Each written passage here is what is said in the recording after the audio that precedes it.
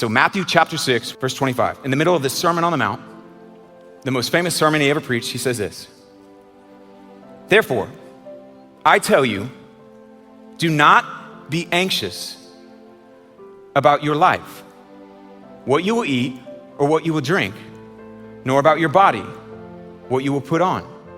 So he brings up what they were anxious about. In that day, there was no refrigeration. They didn't have the ability to store, and so being anxious over, are we gonna have enough food to make it through the end of the season, was a real thing.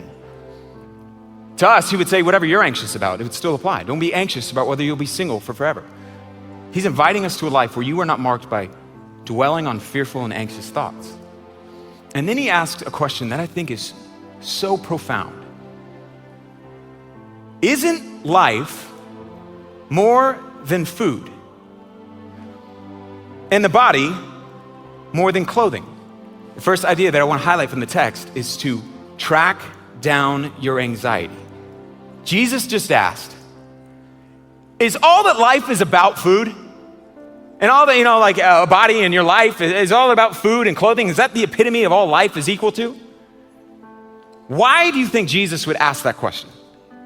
When you think about it. Well, he's God, so we can assume he's not actually asking because he doesn't know the answer. In asking that question, his audience would have been forced to go, yes, life is more than food. In other words, if we knew we had enough food to make it for the rest of our life, would that be the epitome of life? No, there's so much more than that. I mean, food is important though. Yeah, but is life equal food? No, of course not. To us, he would say, is life not more than having a good paying job? Is life not more than being married? Whatever you would be worried about, he would say, isn't life more than that? And in doing so, he forces his audience, just like he would with us, to put into a bigger perspective the object of their worries, because they don't know, of course life is more than just food. And he does what counselors still do today in asking questions to help them more clearly see what they're anxious about. If life is about way more than just having enough food, why would you give so much of your life to being anxious about it? Anxiety comes in the form often of asking a specific question. What if? It feeds off of what if. What if I don't ever get a promotion? What if my mom's cancer treatment doesn't work? What if I am single for forever? What if? And it leaves you there and asks that question, but we never answer the question. We just hang in that, oh my gosh, that would be, oh my gosh, oh my gosh, oh my gosh. I want to encourage you, answer the question. What if I'm single for forever? What if? Then what? What if I am single, or what if the relationship doesn't work out? In other words, I'm suggesting an equation to begin to apply. And the third part of the equation I'm gonna give in a second, but what if? What if the relationship you're in doesn't work out? Answer it. Whatever you're anxious about, answer it. What if it doesn't work out? Then I would either marry someone else or maybe not get married. What if you don't get married? Then I would be single for forever. What if the cancer treatment doesn't work? Then my mom may pass away. And that really sucks. And that's true. But anxiety feeds off of ignorance and not being willing to face those fears and look them in the eye and see them for what they are. Because when we do that, we're able to deflate the power by applying what Jesus is about to say next. But the equation is, what if? Then I would. It could be something really small. What if your car breaks down and you can't afford to get it fixed? Then I would have to figure out another mode of transportation. As silly or maybe even simple as that seems, so few people actually track down and chase down their anxiety. And so they hang in this fog of fear rather than isolating and identifying, this is exactly what I'm afraid of, and facing it, which is the first step in order to change it.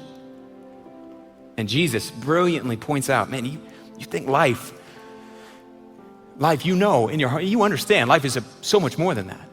Trying to deflate the power of their worries. And then Jesus gives us the most important part of that equation. What if? You're gonna answer it. Then I would. And he goes to the most important thing to focus on. but God will.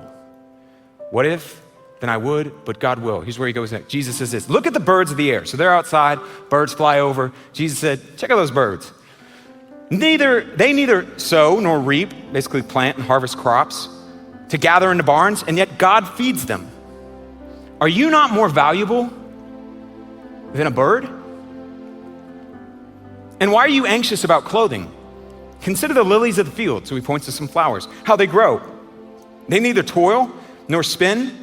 Yet I tell you, even Solomon in all of his glory was not dressed like one of these. But if God so clothes the grass of the field, which is today alive and tomorrow thrown in the oven, will he not much more clothe you, O you of little faith? Therefore, it's punchline, do not be anxious, saying, what should we eat, or what should we drink, or what should we wear? For the Gentiles, people who do not know God, seek after all of these things, and your heavenly Father knows that you need them. Jesus said, remember, God has promised to provide. The second idea we see from the text, tracked on your anxiety, remember God's promises. This is huge as it relates to that equation. What if? And answer that question. Then I would, but God will. What if, I'll use my own life. I could find myself meditating on what if my wife gets cancer and she dies and I'm left to raise 3 kids all by myself. What if?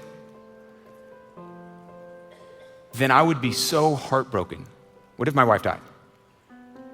Then I would walk through probably the most painful season I'll ever walk through. Then I would have to figure out raising children and childcare and all of that alone. But God has promised he will never leave me nor forsake me. He will get me through it, and he is near to the brokenhearted. What if you lose your job? Then you may have to make some changes in how you spend.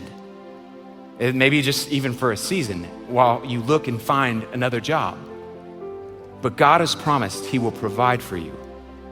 He is enough and he's a sustainer, not to provide for all of your wants, but promised I will provide for all of your needs. And Jesus brilliantly brings them back. He says, man, you're acting like people who don't have a heavenly Father. You have a heavenly Father who provides for birds and lilies and does all of this, and you don't think he'll provide for you? And he brilliantly points out, remember what God has promised. So what if you're single for the rest of your life? Then I would be sad. And I would feel lonely, but God has promised I'm never alone. He will never leave me nor forsake me. He is nearer to me than the breath I breathe. And he will sustain me.